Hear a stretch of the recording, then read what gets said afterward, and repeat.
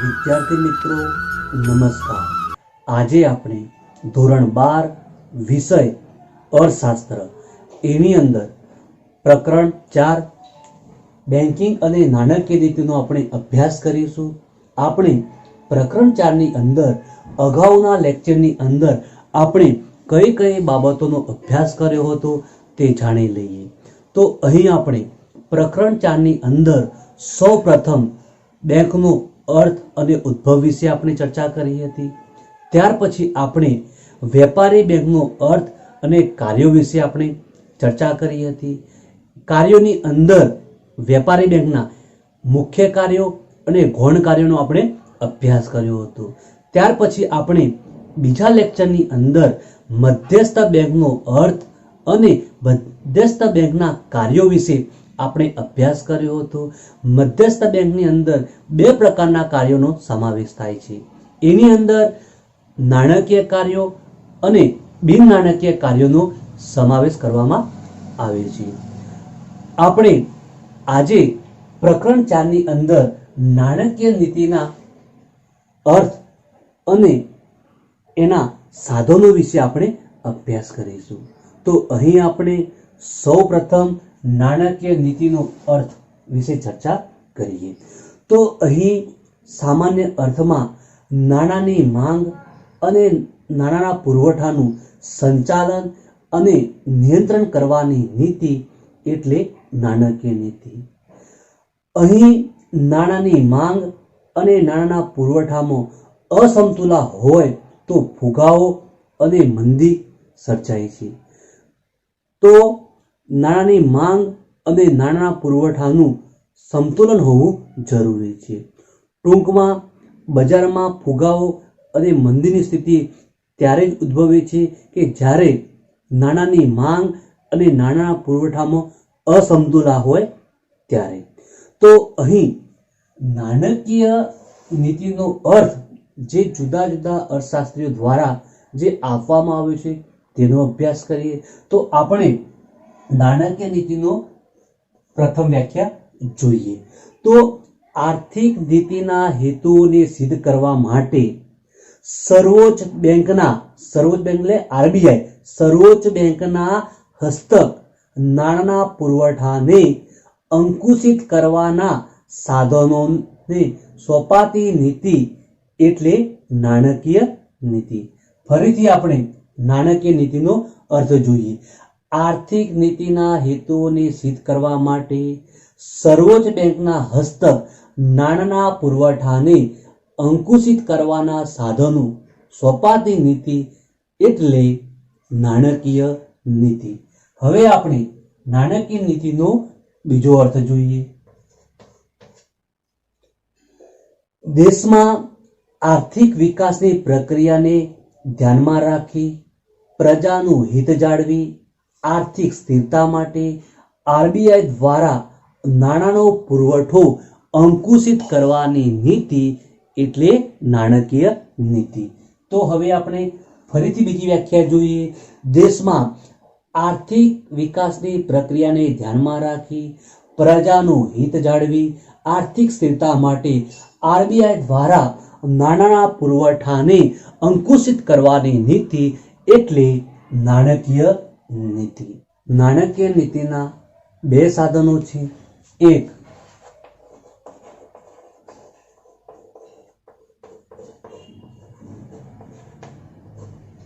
પરિમાણાત્મક અને બીજું ગુણાત્મક સાધનો। તો અહીં જે નાણાકીય નીતિના બે સાધનો છે પરિમાણાત્મક અને ગુણાત્મક, એમાંથી આપણે પરિમાણાત્મક સાધનો વિશે આપણે અભ્યાસ કરીએ। તો એમાંથી આપણે સૌપ્રથમ બેંક રેટ વિશે આપણે અભ્યાસ કરીએ। તો બેંક રેટ એટલે શું? તો બેંક રેટ એટલે કે વેપારી બેંકો આરબીઆઈ પાસેથી લાંબા ગાળાનું ધિરાણ જે વ્યાજના દરે લે છે તેને બેંક રેટ કહેવામાં આવે છે। ફરીથી આપણે અર્થ જોઈએ।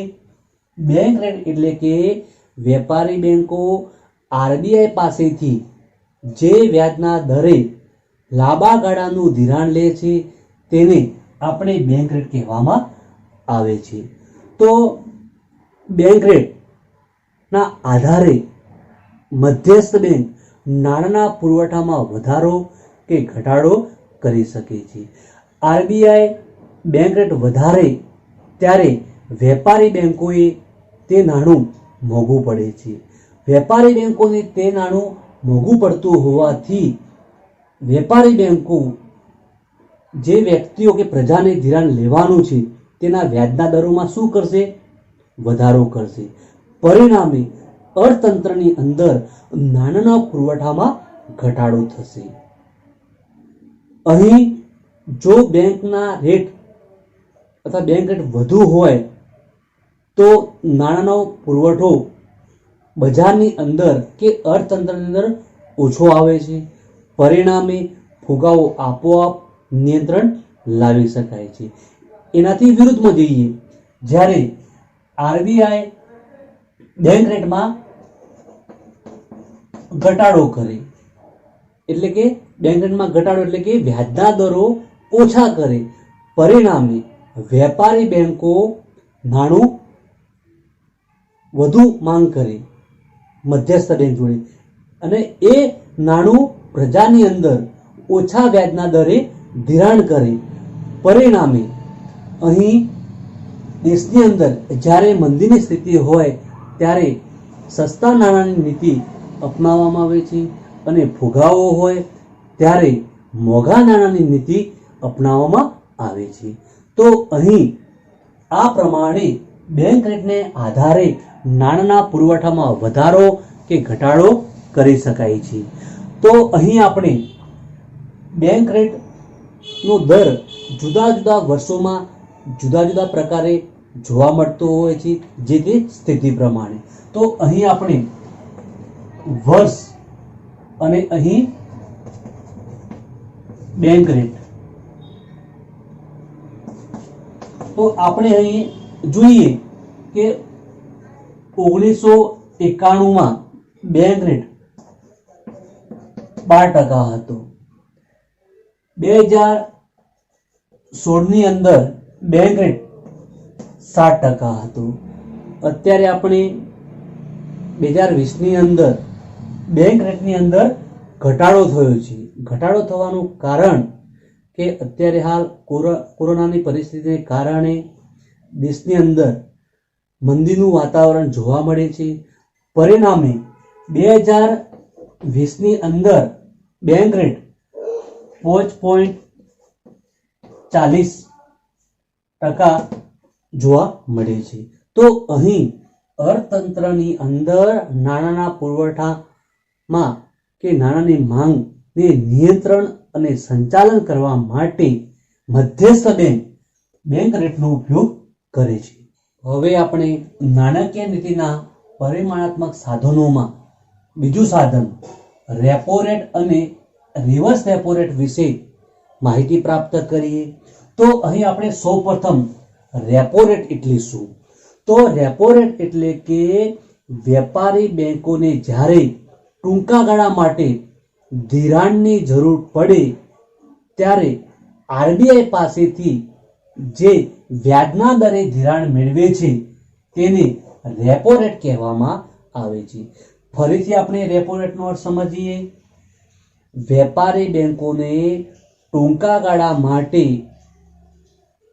ધિરાણની જરૂર પડે છે ત્યારે આરબીઆઈ પાસેથી જે વ્યાજના દરે ધિરાણ લે છે તેને રેપો રેટ કહેવામાં આવે છે. અહીં એક પ્રમાણે રિવર્સ રેપો રેટ એટલે શું? રિવર્સ રેપો રેટ એટલે કે હવે જ્યારે આરબીઆઈને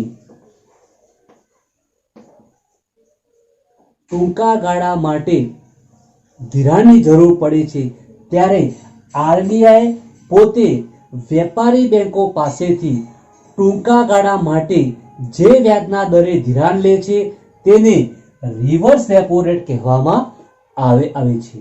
તો અહીં ટૂંકા ગાળા ધિરાણ કેટલા સમયનું હોય? 1 દિવસ માટે, 7 દિવસ માટે કે 15 દિવસ માટે એ ટૂંકા ગાળાનું ધિરાણ કહેવામાં આવે છે. જ્યારે અર્થતંત્રમાં ફુગાવાની સ્થિતિ હોય ત્યારે રેપો રેટ ના દર વધારવામાં આવે છે, જેના પરિણામે વેપારી બેંકો મધ્યસ્થ બેંક જોડે ઓછા નાણાંની માંગ કરે.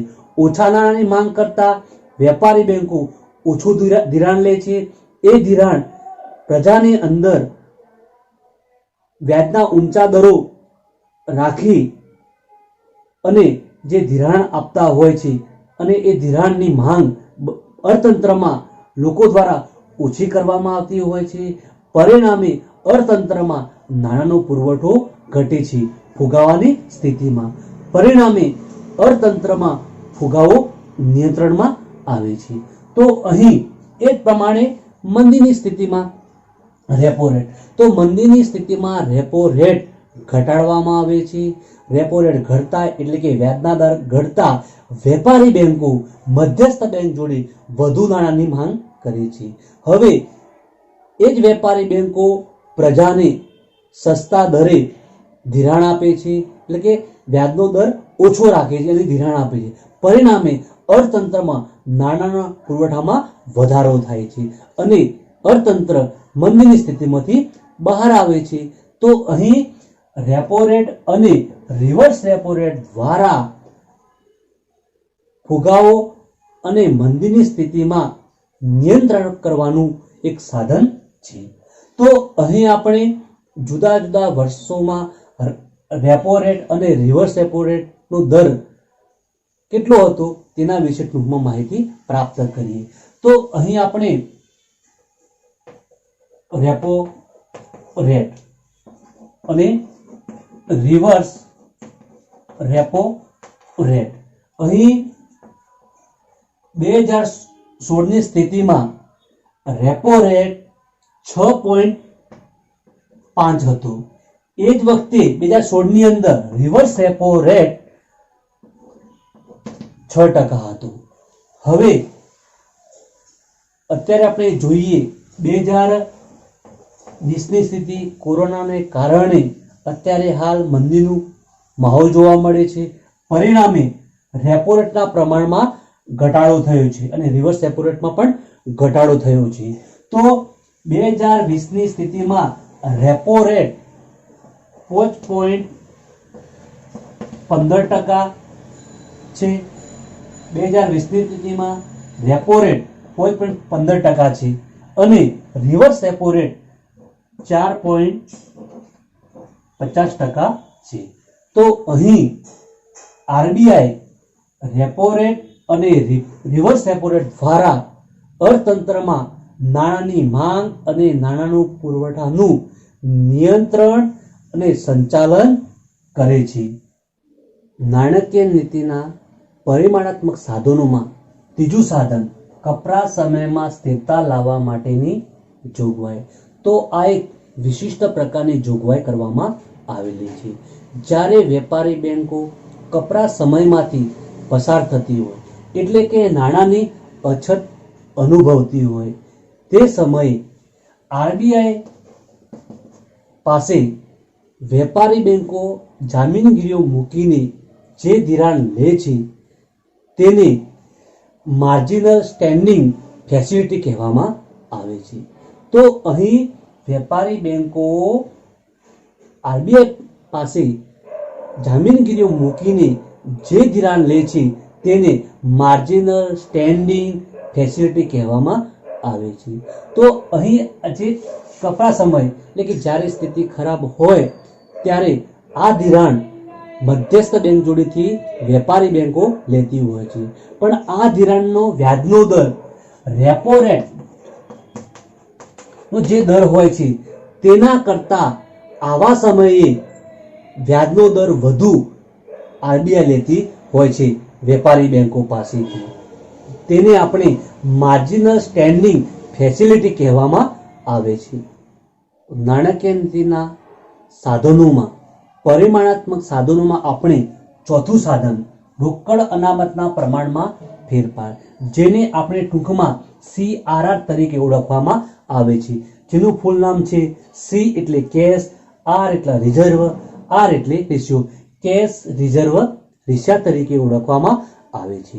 તો અહીં આરબીઆઈ 1934ના કાયદા મુજબ વેપારી બેંકોએ પોતાની થાપણોમાંથી અમુક ટકાનો ભાગ વેપારી બેંકોએ આરબીઆઈમાં અનામત તરીકે રાખવો પડે છે, જેને આપણે રોકડ અનામત પ્રમાણ કહેવામાં આવે છે. ફરીથી આપણે જોઈએ કે રોકડ અનામત એટલે શું. વેપારી બેંકોએ મધ્યસ્થ બેંકમાં થાપણોનો અમુક ભાગ રોકડ અનામત તરીકે રાખવામાં આવે છે, તેને આપણે રોકડ અનામતનું પ્રમાણ કહેવામાં આવે છે. તો અહીં આપણે શરૂઆતની અંદર જે ચાલુ ખાતાની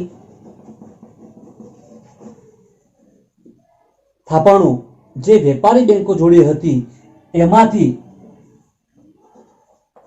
5%ની થાપણો મધ્યસ્થ બેંકમાં રોકડ અનામત તરીકે રાખવામાં આવતી હતી અને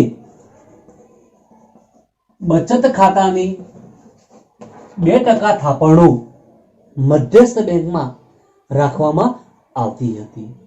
તો અહીં 1962 પહેલા ચાલુ ખાતાની 4% થાપણો અને બચત ખાતાની 2% થાપણો વેપારી બેંકોએ મધ્યસ્થ બેંકમાં રાખવી પડતી હતી. પણ 1962 પછી આ થાપણોના પ્રમાણમાં ફેરફાર કરવામાં આવ્યો.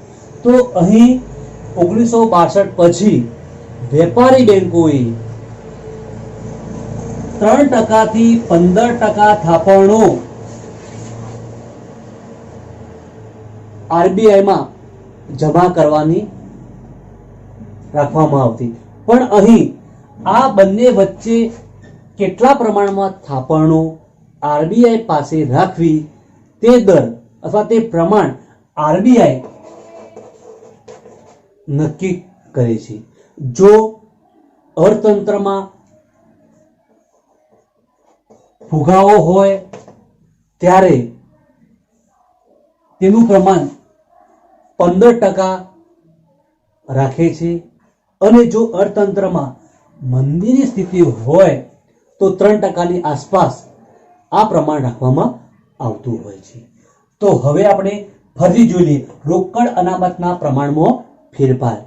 જ્યારે વેપારી બેંકો આરબીઆઈમાં અમુક ટકા થાપણો તરીકે રાખે છે તેને રોકડ અનામતના પ્રમાણમાં ફેરફાર કહેવામાં આવે છે. હવે આપણે નાણાકીય નીતિના જે પરિમાણાત્મક સાધનોમાં આપણે પાંચમું સાધન કાયદા માન્ય પ્રવાહિતાનું પ્રમાણ, જેને ટૂંકમાં SLR તરીકે ઓળખવામાં આવે છે. S એટલે સ્ટેટ્યુટરી, L એટલે લિક્વિડ રેશિયો. સ્ટેટ્યુટરી લિક્વિડ રેશિયો એટલે કાયદા માન્ય પ્રવાહિતાનું પ્રમાણ. આપણે જોયું અગાઉના મુદ્દાની અંદર કે CR એટલે કે વેપારી બેંકોએ અમુક ટકા રકમનો ભાગ એટલે કે 3 થી 15% વચ્ચેનો ભાગ આરબીઆઈ નક્કી કર્યા મુજબ વેપારી બેંકોએ મધ્યસ્થ બેંકમાં રાખવાનું હોય છે. તેની સાથે સાથે SLR એટલે કે વેપારી બેંકોએ અમુક થાપણો પોતાના હાથ ઉપર રાખવાની હોય છે, જે થાપણોનું પ્રમાણ 25% હોય છે, જેમાં રોકડ, સોનું, જામીનગીરીઓ તરીકે 25% થાપણો પોતાના હાથ ઉપર રાખવાની હોય છે, જેને આપણે SLR તરીકે ઓળખવામાં આવે છે, જેને આપણે કાયદા માન્ય પ્રવાહિતાનું પ્રમાણ કહેવામાં આવે છે. તો તો અહીં વેપારી બેંકોએ અમુક ટકા રકમ એટલે કે 25% રકમ પોતાના હાથ ઉપર રોકડ સ્વરૂપે, સોના સ્વરૂપે કે સરકારી જામીનગીરીઓ તરીકે પોતાના હાથ ઉપર રાખવાની હોય છે, જેને આપણે કાયદા માન્ય પ્રવાહિતાનું પ્રમાણ કહેવામાં આવે છે. અહીં જે પ્રમાણ 25% હોય કે 25% નીચે હોય તો આ જે પ્રમાણનો જે દર છે તે ફુગાવા કે મંદીની પરિસ્થિતિમાં વધારો કે ઘટાડો કરી શકાય છે, જેને કારણે વેપારી બેંકો સરકારી જામીનગીરીઓની ખરીદી કરે તો મધ્યસ્થ બેંક જોડેથી, તો આ પ્રમાણના કારણે ફુગાવો નિયંત્રણમાં આવી શકે છે અને એ જામીનગીરીઓનું વેચાણ કરે તો એ મંદીની સ્થિતિ પુરવઠામાં વધારો થાય, તો તેને આપણે કાયદા માન્ય પ્રવાહિતાનું પ્રમાણ કહેવામાં આવે છે.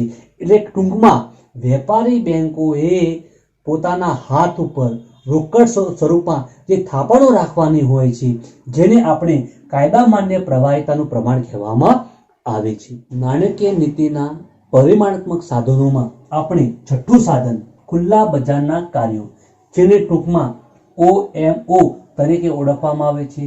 O એટલે ઓપન, M એટલે માર્કેટ, O એટલે ઓપરેશન. Open market operation.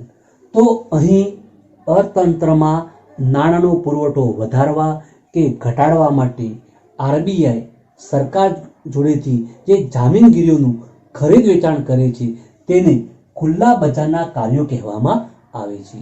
અહીં જ્યારે RBI સરકાર પાસેથી જામીનગીરીઓની ખરીદી કરી ત્યારે અર્થતંત્રમાં નાણાંનો પુરવઠો વધે છે અને તે જામીનગીરીઓ RBI પોતે વેચે ત્યારે તો અર્થતંત્રમાં નાણાંનો પુરવઠો ઘટે છે. એટલે કે ટૂંકમાં ફુગાવાનું નિયંત્રણ કરવા માટે તેનો ઉપયોગ ખુલ્લા બજારમાં જામીનગીરીઓનું ખરીદ વેચાણ માટે કરવામાં આવે છે. હવે આપણે નાણાકીય નીતિના પરિમાણાત્મક સાધનોમાં છેલ્લું સાધન RBIના સરવૈયાને હુંડિયામણના વધતા કે ઘટતા પ્રમાણના ઓચકાઓથી મુક્ત કરવા માટે સ્ટરીલાઇઝેશનની નીતિ. જ્યારે દેશમાં વધુ પ્રમાણમાં વિદેશી હુંડિયામણ આવે કે દેશમાંથી વધુ પ્રમાણ હુંડિયામણ જતું રહે ત્યારે RBIના હુંડિયામણના ખાતામાં વધઘટ થતાં દેશનું સરવૈયું ખોરવાય છે. ત્યારે આવી પરિસ્થિતિના નિયંત્રણ માટે RBI હુંડિયામણના પુરાણ અથવા ખોટ જેટલા પ્રમાણની સરકારી જામીનગીરીઓનું બજારમાં ખરીદ વેચાણ કરીને પોતાની સરવૈયાની સમતુલા જાળવે છે. એટલે કે પોતાની જોડે જેટલા પ્રમાણમાં પુરાણ થઈ હોય અથવા જેટલા પ્રમાણમાં ખોટ થઈ હોય તો તેને પૂરવા માટે પોતાની જોડે એટલે કે RBI જોડે જે સરકારી જામીનગીરીઓ હોય છે તેટલા પ્રમાણમાં ખરીદ કે વેચાણ કરીને અહીં હુંડિયામણના સરવૈયાને જાળવે છે. તો આ એક સ્ટરીલાઇઝેશનની નીતિ કહેવામાં આવે છે. હવે આપણે નાણાકીય નીતિના ગુણાત્મક સાધનોનો આપણે અભ્યાસ કરીશું. તો અહીં ગુણાત્મક સાધનોની અંદર સલામતીની જરૂરિયાત, ધિરાણની ટોચ મર્યાદા, માર્જિનની જરૂરિયાત અને ભેદભાવ યુક્ત અથવા તો ભેદપારખું વ્યાજના દરો. તો એમાંથી આપણે પ્રથમ સલામતીની જરૂરિયાત. તો વેપારી બેંકો જે ગ્રાહકોને લોન આપે છે એમને લોન આપતી નથી, પણ એ લોનના પેટે ગ્રાહક પાસેથી પોતાનું મકાન હોય કે જમીન હોય કે સોના ચાંદીના દાગીના હોય તો તે બોહેધરી પેટે લખાવી લે છે. એટલે કે ધિરાણ પોતે પાછું બેંકમાં વ્યાજ સાથે જમા કરાવશે અને જો ન કરાવે તો જે બોહેધરી પેટે જે જમીન લખાવી હોય કે મકાન લખાવ્યું હોય કે દાગીના આપ્યા હોય તો તે જપ્ત કરવામાં આવે છે. એટલે કે સલામતીની જરૂરિયાત. તો વેપારી બેંકો જે ધિરાણ આપે છે તેની સલામતી માટે ગ્રાહકો પાસેથી બાંહેધરી પેટે કોઈની કોઈ મિલકતો પોતે લખાવી દેતા હોય છે. હવે આપણે નાણાકીય નીતિમાં ગુણાત્મક સાધનોમાં બીજું સાધન માર્જિનની જરૂરિયાત. તો માર્જિનની જરૂરિયાત એટલે શું? તો વેપારી બેંકો જે ગ્રાહકોને લોન આપતા હોય છે તેના પેટે જે મિલકત લખાવી હોય છે તે મિલકતના અમુક ટકા જ લોન આપવી તેને માર્જિનની જરૂરિયાત કહેવામાં આવે છે. તો અહીં વેપારી બેંકો જે ગ્રાહકોને લોન આપે છે તેના પેટે જે મિલકત લખાવી હોય કે જે બાંહેધરી આપી હોય તે મિલકતના અમુક ટકા જ લોન આપવી તો તેને માર્જિનની જરૂરિયાત કહેવામાં આવે છે. હવે આપણે ગુણાત્મક સાધનોની અંદર ત્રીજું સાધન ધિરાણની ટોચ મર્યાદા. તો અહીં દરેક વ્યક્તિને પૈસાની વધુ જરૂરિયાત હોય તો તે પ્રમાણે બેંક તે વ્યક્તિ કે તે ગ્રાહકને જોઈએ એટલા પ્રમાણમાં ધિરાણ આપતી નથી. તો અહીં વ્યક્તિની જરૂરિયાત કેવી છે, વ્યક્તિની સ્થિતિ કેવી છે અને વ્યક્તિને કેટલા સમય માટે લોન લેવાની છે તે બધી બાબતો ધ્યાનમાં રાખી અને બેંક લોન આપતી હોય છે. તો અહીં ધિરાણની ટોચ મર્યાદા, તો અહીં કોઈ પણ પેઢી કે વ્યક્તિને મોટા પ્રમાણમાં જ્યારે લોન જોઈતી હોય છે ત્યારે અહીં મધ્યસ્થ બેંક એ વ્યક્તિને કેટલા પ્રમાણમાં ધિરાણ આપવું કે નહીં આપવું તે નક્કી કરવાનું કામ મધ્યસ્થ બેંક પોતે કરતી હોય છે, જેને આપણે ધિરાણની ટોચ મર્યાદા કહેવામાં આવે છે. તો અહીં ધિરાણની ટોચ મર્યાદાની અંદર કોઈ પેઢી હોય, કોઈ મોટો ઉદ્યોગ હોય તો તે સ્થાપવો હોય ત્યારે આરબીઆઈ પોતે તે વ્યક્તિ કે પેઢીને, તે કંપનીને કેટલા પ્રમાણમાં લોન આપવી, કેટલા સમય માટે લોન આપવી તે વગેરે આરબીઆઈ નક્કી કરતી હોય છે. હવે આપણે ગુણાત્મક સાધનોમાં ચોથું સાધન ભેદપારખું વ્યાજના દર. તો ભેદપારખું વ્યાજના દર એટલે કે વેપારી બેંકો જે ગ્રાહકોને લોન આપતી હોય છે તેમાં વ્યાજના દરો અલગ અલગ જોવા મળતા હોય છે. તો અહીં વેપારી બેંકો કે મધ્યસ્થ બેંકો એક બાબતને ધ્યાનમાં રાખે છે, જે લોકો ગરીબ હોય અથવા ખેડૂત હોય તો તેઓને જે લોન આપે છે તેના પર વ્યાજના દરો કેવા હોય છે? નીચા હોય છે અથવા તો ઓછા હોય છે. જ્યારે આરબીઆઈ અથવા તો વેપારી બેંકો જે વ્યક્તિ કે ઉદ્યોગપતિઓની જે લોનો આપતી હોય છે અથવા તો કાર લોન હોય તો તેવી મોજશોખની વસ્તુઓ પર જ્યારે લોન આપવાની હોય છે ત્યારે હંમેશા વ્યાજના દરો કેવા હોય છે? ઊંચા જોવા મળતા હોય છે. એટલે કે અહીં વેપારી બેંકો જુદી જુદી લોનો પર જુદા જુદા વ્યાજના દરો જોવા મળતા હોય છે, તેને ભેદપારખું વ્યાજના દર કહેવામાં આવે છે. તો અહીં આપણે આજે નાણાકીય નીતિનો અર્થ, નાણાકીય નીતિના સાધનો, એની અંદર આપણે પરિમાણાત્મક સાધનો અને ગુણાત્મક સાધનોનો અભ્યાસ કર્યો. અહીં ઘણીવાર પરીક્ષાની અંદર વિભાગ એની અંદર 5 ગુણની અંદર જે નાણાકીય સાધનો પૂછાતા હોય છે ત્યારે એની અંદરથી 3 મુદ્દાઓ પરિમાણાત્મક સાધનો સમજાવી દેવાના અને 3 મુદ્દાઓ ગુણાત્મક સાધનોમાં સમજાવી દેવાના.